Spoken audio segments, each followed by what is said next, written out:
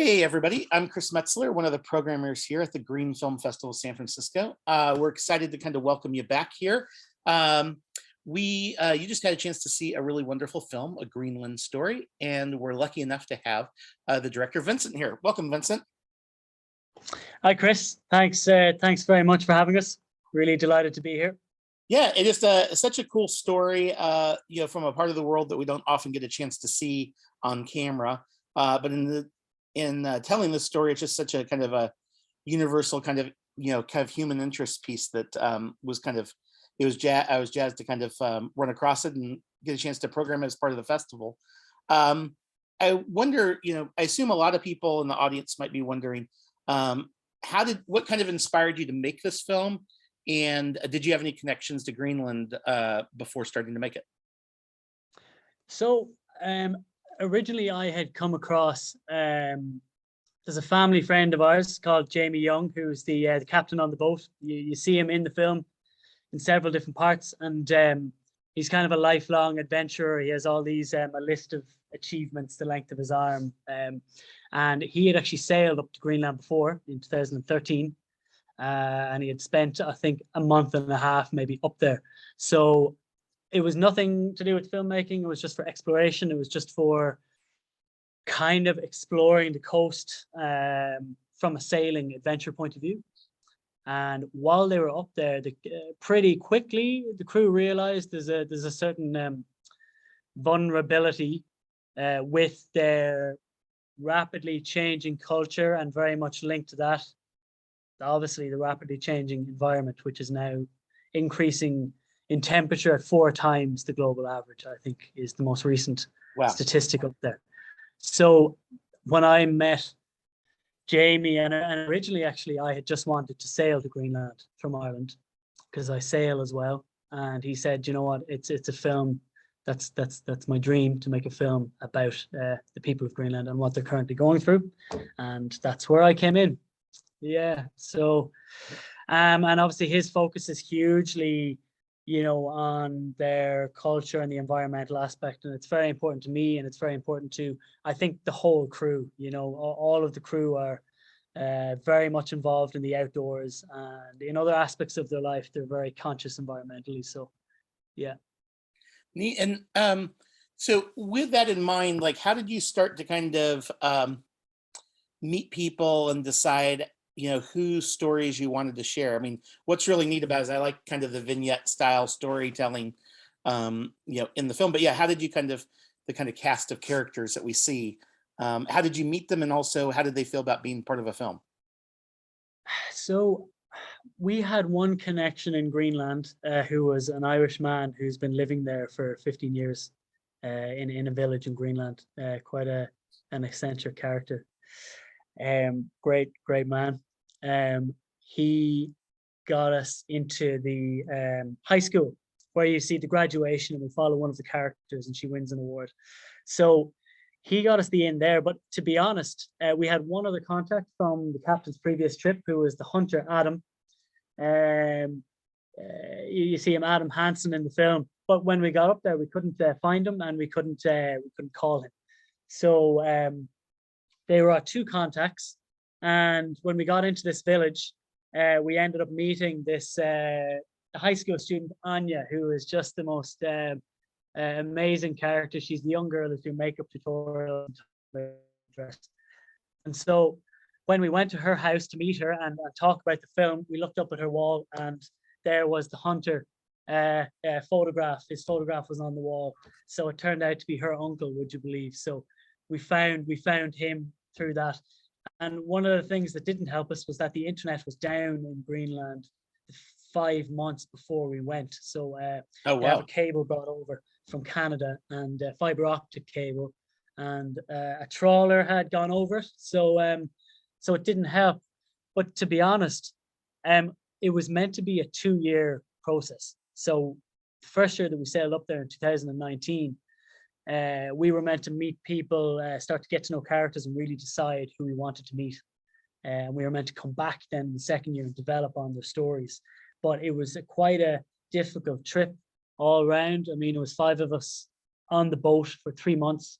Obviously, cold, Not the most comfortable boat, albeit you're in these amazing surroundings. So it's like absolutely worth it, no matter what way you look at it. But it ended up being a 1-year mission. So we were very lucky that each of the members of the crew and their different backgrounds, we ended up meeting people just through going out to pubs, through going out kayaking, meeting people on the water, getting to know them. And it was nearly as simple as that. It was kind of forming good relationships while we were up there. And then the challenge, I suppose, of the fact that there's no roads connecting any of their villages. So we had to move on relatively quickly. So there was some, for example, who we met, we sailed on and we sailed back to their village again.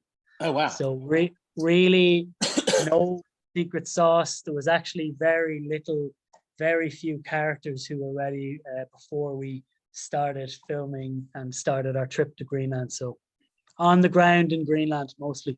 Yeah. And what do you think the takeaway is? I mean, so many of the different environmental impacts that they're dealing with are caused by people that live elsewhere in the world, in relationship to climate change and things. Is that how do they, kind of feel with that, and how do they kind of go day by day recognizing that just things are kind of changing under their feet? I mean, from talking to people on the ground there, even before we mention about being involved with the film that focuses on environmental issues, it's very present. It's brought up in many conversations. And it really, like, if you look there, population of sled dogs has decreased by like 60% in the last 10 years. So it's very like immediate change. So they do recognize that they have a very modest kind of footprint on their own environment, and they would see it as being caused by larger nations. They would, actively say it's China, the USA, whoever. They blame obviously the biggest economies. Right. Now, I wouldn't say blame, but it was definitely brought up in conversation. Yeah. And in being from Ireland, I'm just kind of curious, like, what's Ireland's kind of relationship to Greenland? So here in the United States, Greenland, I think for many, is just a place that we're familiar with on the map, and it seems so far away.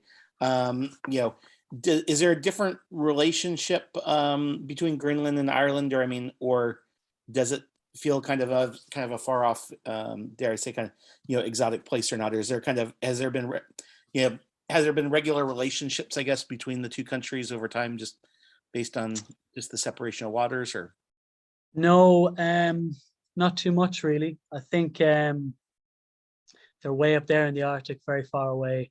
We've very little connection. We do have some stories about saints, Irish saints, that might have sailed to America and have went to Greenland, but I mean, they're nothing factual, But I think the one thing that made a connection, when we met people first, was kind of in the west of Ireland. We were all the crew are from the coast, right out in the west of Ireland. Yeah, we definitely felt like there was some similarities with connection with the water, connection with the land. So that's probably the biggest connection, but nothing very tangible. No. And knowing that things are changing so quickly, what are some of the ways that these communities are adapting, or is it just kind of having to kind of make it up as they go along? Yeah, I mean, they're adapting quickly. They're big into fishing, so their country relies on fishing. The melting ice gives them access to more fishing grounds throughout the year. There's new species that are coming up, so they've adapted the trawlers to be able to fish for different species, for example, and that's all in the last 10 or 15 years. So they do say, I mean, huge disadvantage because of the environmental change, but it has provided them with some advantages in terms of fishing. And the other aspect for them, they're trying to increase their tourism, so they're able to get tourists in boats, which in reality are large cruise ships that are coming from Canada or the States, going up the coast. But it means they can get up there more through the year. And then the biggest thing is that Northwest Passage, which is finally now available to be open to freight containers and ships. So we've already had Russian cargo ships and Chinese who have now been able to year round get through the Northwest Passage. So it's a new route for their cargo, much shorter. So many nations are trying to exploit that, but of no benefit to Greenland. Right. Yeah. And have the folks in the film seen the film, and what were their kind of comments and thoughts? Yes. In fact, when I was editing the film, I made sure I stayed very close to the people that we worked with to make sure there was no biases, unconscious or otherwise. And in fact, there's one or two, yourself, there's one or two things that people might have said that they look back on and said, actually, when I see it now, maybe don't put that in. So they've all seen it. They all helped me so much. They did translations for me as well. So I needed sometimes Greenlandic to Danish, Danish to English translations done, and they helped me out a lot. So they've all seen it, and they're all really happy with it.